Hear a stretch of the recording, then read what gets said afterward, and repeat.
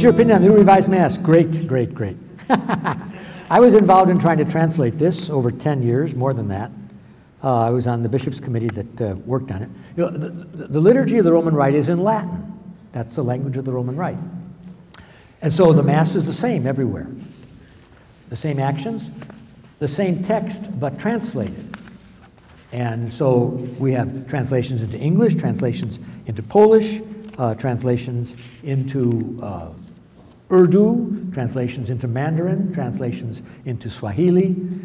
So we used a translation for 40 years of the first edition of the Missal after the Vatican Council. You know when the Vatican Council was? That's all ancient history for you. It was 50 years ago this year it was started. And at the Vatican Council they said, the Mass is the Mass, but now we can put it into the vernacular languages. And so we had one translation for 40 years.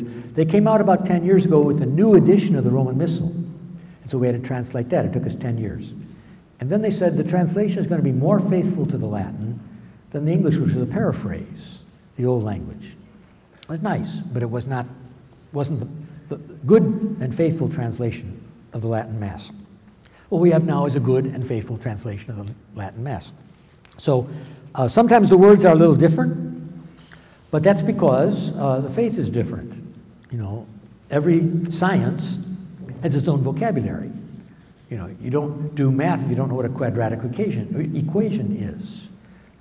You know, you can't do geometry if you don't learn what an isosceles triangle is. So sciences have their own vocabulary. So does the church. Because the mystery of the Word made flesh, the mystery of a second person of the Blessed Trinity who becomes incarnate of the Virgin Mary and is therefore one of us, fully human, fully divine. That's a unique event. So there are unique words to capture that event. You can't collapse it into something else because it isn't like anything else. It's unique. And so there's a special vocabulary. And so we've used that vocabulary where it's necessary. And that's the moment when you try to catechize yourself. What does it mean, consubstantial? So learn it. It's a particular word. It's used in one instance only in the whole history of the human race. And so you have a unique word for it. So there are a couple times when you've got words like that that seem very esoteric, very different. But that's just a challenge to you to learn something new. Learn a different vocabulary. You know, you're smart people. You can do that.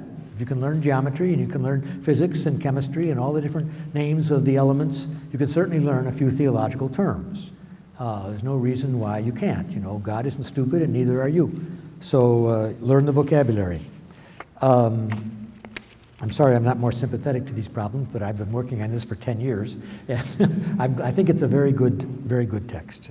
It changes the tone. The old tone was, well, God, here we are, how are you?